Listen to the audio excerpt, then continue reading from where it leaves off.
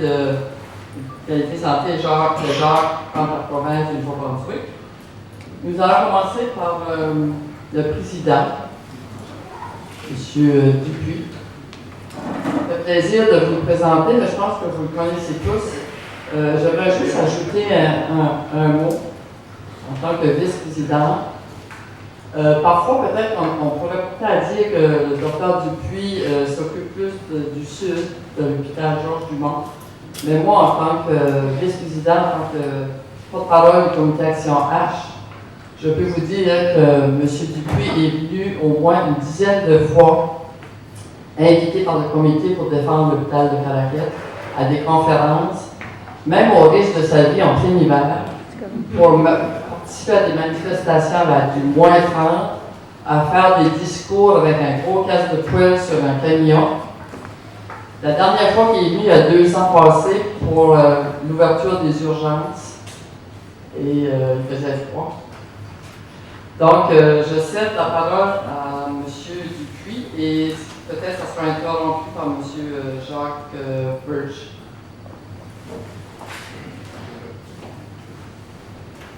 Merci beaucoup, Louise, merci beaucoup. Il ne faisait pas froid à Caraquette, il faisait frais. Il faisait frais, ça je peux vous le dire. Et bonjour tout le monde, chers membres de la communauté acadienne et francophone du Nouveau-Brunswick, chers membres des médias. Depuis 2008, Égalité Santé en français œuvre pour la défense de nos droits comme communauté francophone et acadienne, à la reconnaissance de notre droit à des institutions de santé qui lui sont propres, à son droit de les gérer et de les gouverner, et qui offre la même gamme de soins de santé que la communauté anglophone. Nous voulons nous assurer que nos institutions de santé offrent à notre communauté des soins de santé équivalents à ceux dans les institutions de la communauté anglophone. Nous avons voulu rencontrer la communauté francophone et acadienne aujourd'hui pour vous rappeler que nous sommes toujours dans le processus de poursuivre la province du Nouveau-Brunswick pour son non-respect à l'article 16.1 de la Charte canadienne des droits et libertés et de la loi reconnaissant l'égalité des 2 communautés linguistiques officielles du Nouveau-Brunswick. Depuis le dépôt de notre poursuite en 2017, la province ne fait que ralentir le processus judiciaire par tous les moyens possibles, et ce, dans le but d'amputer la communauté francophone et acadienne des services essentiels à sa santé et à son épanouissement. Il est important pour nous de vous rappeler que nous poursuivons la province du Nouveau-Brunswick, soit le gouvernement du Nouveau-Brunswick, et non le réseau de santé Vitalité. Je reviendrai plus tard à la poursuite d'égalité santé, mais d'abord, j'aimerais discuter de quelques points. Premièrement, Égalité santé en français est très déçu du plan de santé de la ministre Shepherd. Le dépôt du plan de santé de la ministre ne nous rassure pas, puisque le plan ne parle que d'un réseau d'excellence, ou comme elle nous l'a dit à plusieurs fois, puisqu'elle ne parle pas français, a network of excellence. Le plan ne fait aucune référence à la communauté francophone et acadienne et de son droit de gérer et de gouverner des institutions de santé, ni au réseau Vitalité ou aux institutions de santé francophones. Au contraire, nous constatons que la volonté actuelle est de revenir à l'implantation d'une seule régie de santé bilingue, comme souhaité par le Premier ministre Higgs. Les rencontres publiques organisées par la ministre Shepherd en urgence pendant la pandémie n'ont pas permis à la communauté francophone et acadienne de se faire bien entendre. Le plan déposé démontre que l'opinion de ceux qui étaient présents n'a pas été respectée ou entendue, bien au contraire. Égalité Santé en français a assisté à toutes les rencontres publiques et a établi ce que nous voyons comme consensus. Comme communauté, nous sommes en droit de savoir ce qui a été fait depuis la fin des consultations pour répondre aux aspirations de notre communauté par la ministre Shepherd. Et ce n'est pas dans son plan, ça je peux vous l'assurer, qui répond à nos aspirations. Deuxièmement, Égalité Santé en français s'oppose à la centralisation. La pandémie de COVID a démontré de très grandes lacunes de communication de décisions centralisées à Fredericton. Tout était centralisé à Fredericton. Les communications de la province pendant la pire pandémie mondiale depuis plus de 100 ans ont été pénibles à entendre et à suivre pour la communauté francophone et acadienne. Nous avons eu la preuve de ce qui peut nous attendre comme communauté si tout est centralisé au sein du gouvernement à Fredericton. Il devient de plus en plus important pour nous d'agir pour faire respecter notre droit de gouverner et de gérer nos propres institutions de santé. Nous pensons que la province a l'intention de centraliser davantage et de bilinguiser nos institutions de santé ainsi que le réseau de santé Vitalité. Serons-nous contraints comme communauté à se faire servir des soins de santé bilingues à la sauce anglaise? Serons-nous contraints comme communauté de voir nos services de santé se détériorer ou de disparaître? Les droits de notre communauté sont en danger. Il faut agir. Troisièmement, Égalité Santé en français dénonce la privatisation de notre système de santé.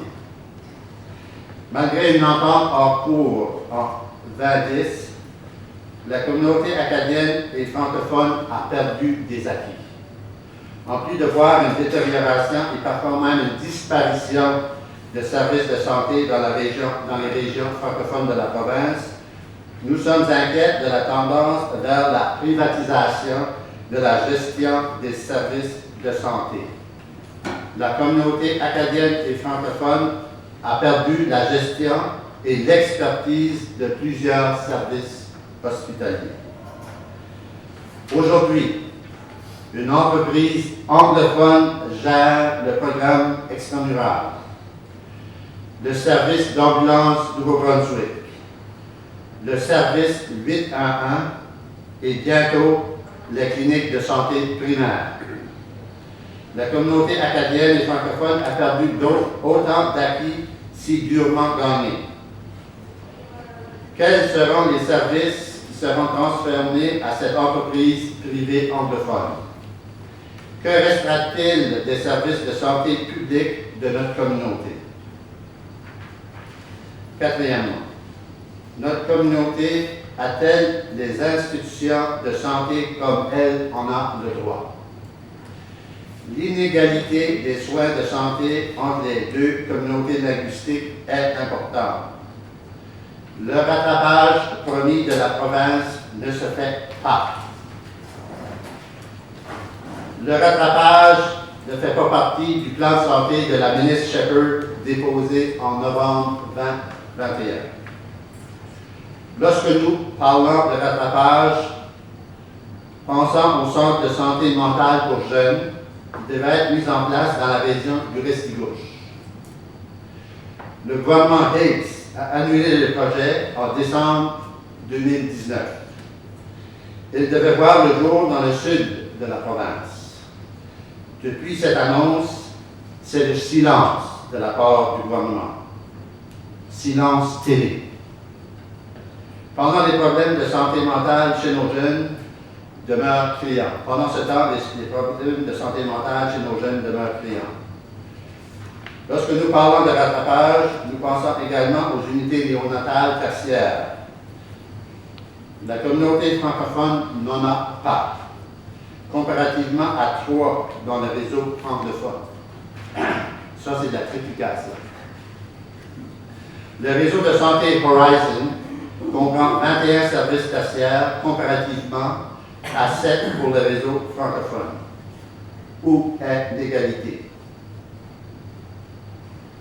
Si nous enlevons de ce calcul l'hémodialyse, le rapport est de 20 services tertiaires au niveau de la régie anglophone et 4 au sein de la régie francophone. Où est l'égalité? Pour les services secondaires spécialisés, le manque à gagner demeure aussi important. Où est l'égalité? Avons-nous comme communauté des institutions de santé que nous avons droit? Maintenant, revenons à la poursuite. L'égalité santé en français a été reconnue en novembre 2020 comme ayant le droit d'agir dans cette poursuite par la juge en chef du cours du banc de la Reine, l'honorable Tracy DeWare. Si Égalité santé ne le fait pas, qui le fera?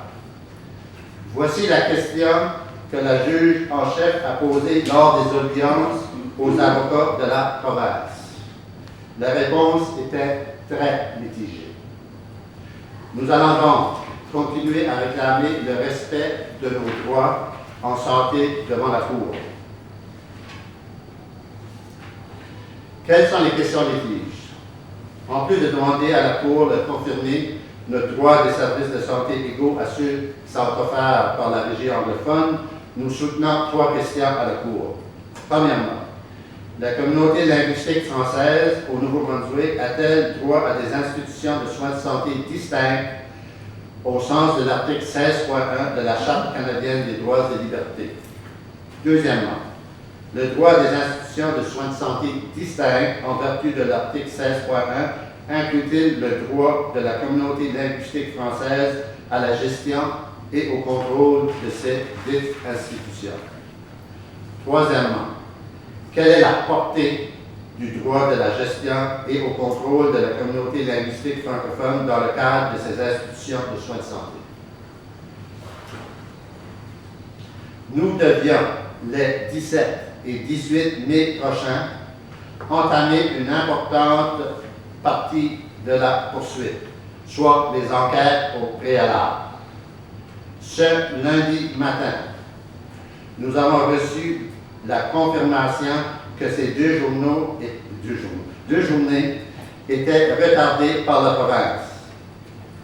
Ils nous annonçaient sur le champ leurs intentions de confier ce dossier à une firme d'avocats externe. Nous vous rappelons que nous avons déposé notre avis de poursuite le 13 juin 2017. Ouais, ils viennent de se réveiller là. Où est la justice? Où est la justice? Ça ressemble étrangement à une tactique pour retarder les réponses à nos questions soulevées, mais surtout à donner du temps au gouvernement d'implanter d'autres changements dans le système de santé au détriment de la communauté francophone et acadienne. Nous devons redoubler d'efforts pour nous assurer que la Cour puisse rendre sa décision le plus tôt possible, car la province met d'énormes efforts pour brimer nos droits. Nos institutions de santé perdent des acquis. Durant les derniers mois, nous avons eu plusieurs rencontres avec différents organismes acadiens de la province qui nous ont confirmé leur appui dans notre cause.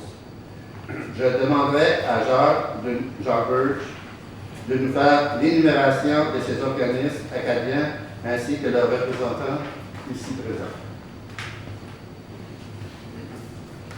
Merci.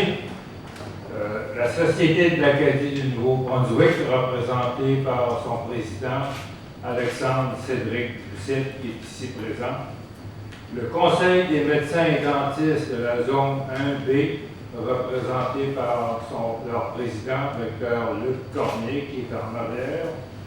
L'Association des enseignantes et des enseignants francophones du Nouveau-Brunswick, représentée par M. Rémi Gauthier, directeur des services aux membres.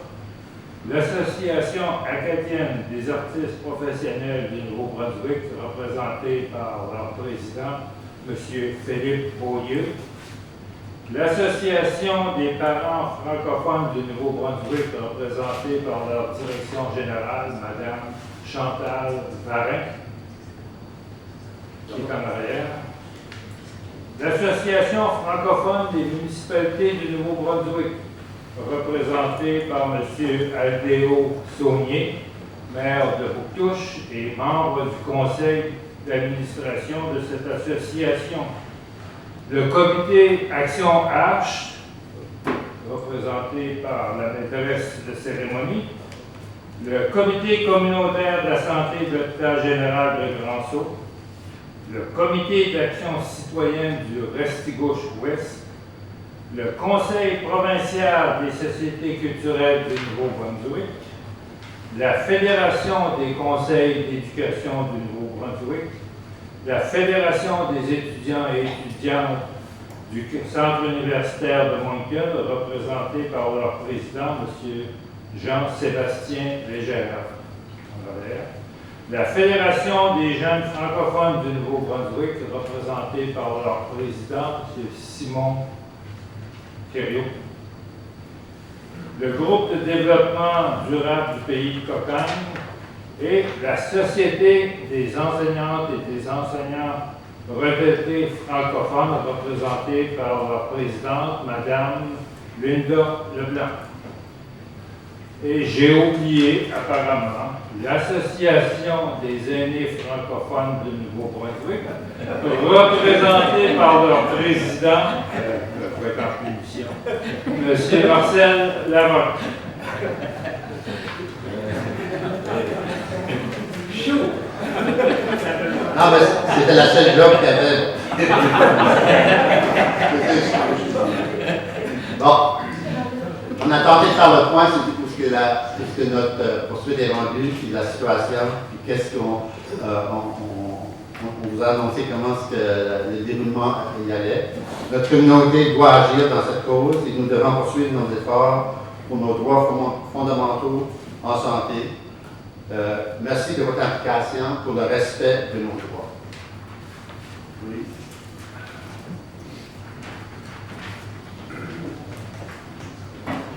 Merci beaucoup. Il faut dire que je ne vous connais pas tous personnellement, mais j'ai été vraiment impressionnée, puis ça me touche aussi. Ça nous touche, Égalité Santé, de vous voir tous ici présents en si grand nombre. C'est vraiment impressionnant d'être appuyés par toutes ces associations-là. Donc, ça veut dire quelque chose.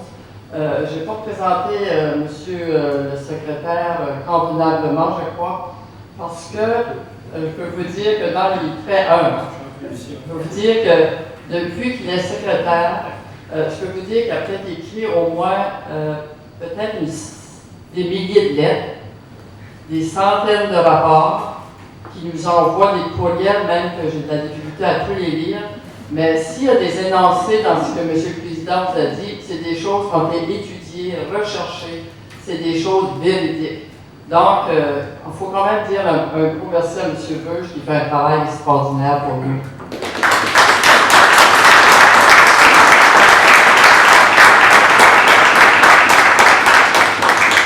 Il faut dire qu'on fait équipe ensemble depuis au moins 4-5 ans, et ça va passablement très bien. Et j'aimerais vous présenter aussi M. Laplante, qui lui est le trésorier depuis très longtemps. Et il faut dire que nos sous sont bien protégés à la ferme. Et M. Plante va vous parler du lancement de la campagne de financement.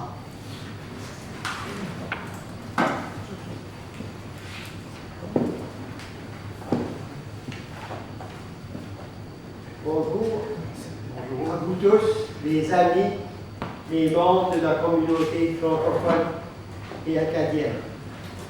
Notre président, Dr. Hubert Dupuis, comme vous savez, qui a fait un très bon compte rendu de notre poursuite contre le gouvernement. Il continue à faire tout son possible pour retarder le processus. Et ceci engendre des frais juridiques importants. En ralentissant ce processus juridique, le gouvernement X, il sait très bien que l'organisation va être obligée de payer. En fait,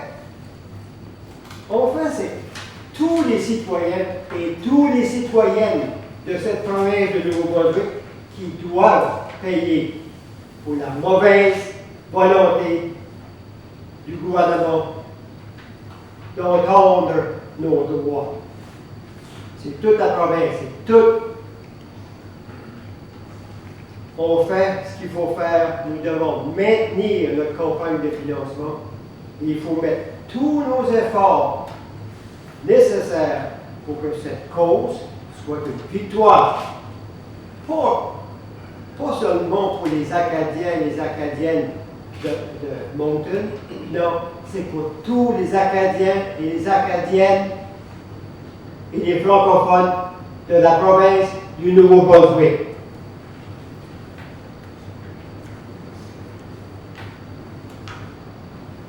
Comme on disait tantôt, comme vous avez vu, nous sommes appuyés par plusieurs organisations. Nous vous demandons aujourd'hui d'appuyer Égalité Santé en français, financièrement, mais aussi moralement,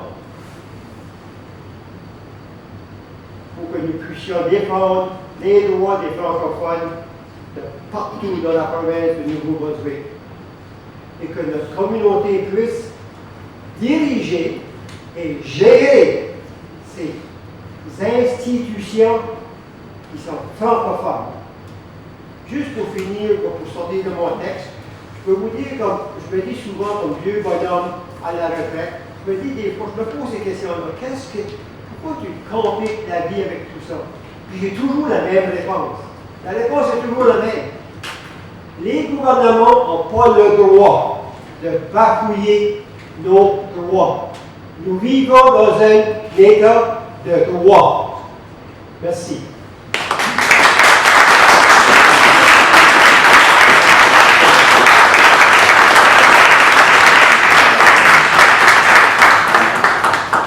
Chaque fois que j'entends M. Laplante parle avec force et vigueur, ça me donne des frissons, parce que c'est pas un vieux monsieur, c'est un monsieur vigoureux. Maintenant, je voudrais vous présenter notre prochain invité. Je pense qu'on l'a oublié parce qu'on pensait qu'il représentait la jeunesse. Monsieur Jules Chiasson, qui va vous expliquer la façon de faire des dons. Et j'ai connu monsieur Jules à travers le comité de finances. Et lui aussi, on est chanceux de l'avoir comme financier, on peut l'appeler comme ça. Alors, à vous, monsieur Chiasson.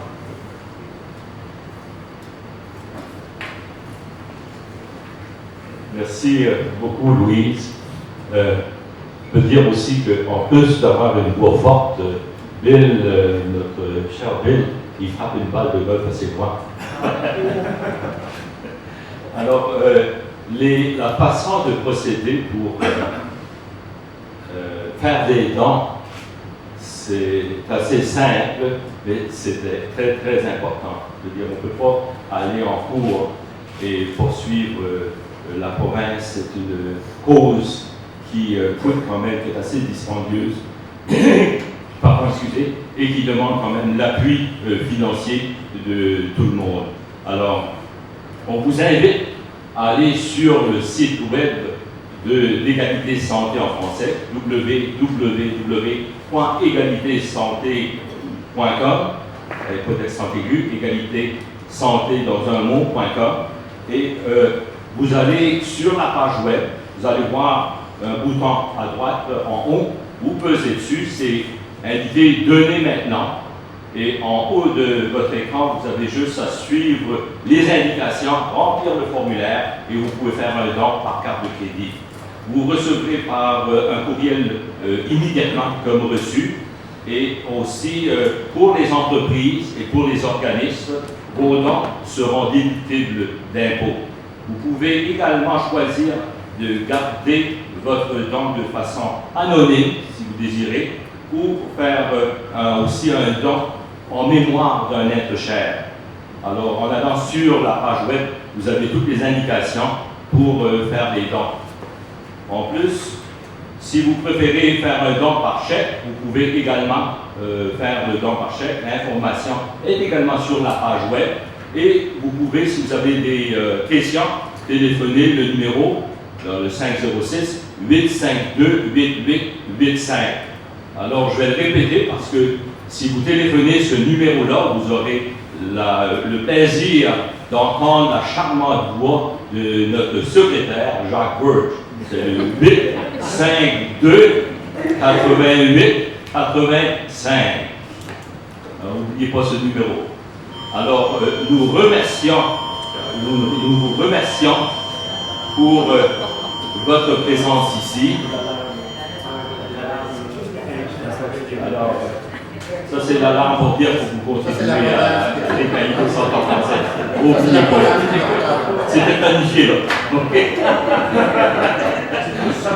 On attend vos dents. Alors, pour faire respecter nos droits, comme le stipule l'article 16,1 de la Charte canadienne des droits et libertés, et pour faire reconnaître l'égalité entre les deux communautés linguistiques officielles du Nouveau-Brunswick, c'est très, très important d'avoir votre appui moral, mais aussi votre appui financier. Merci beaucoup.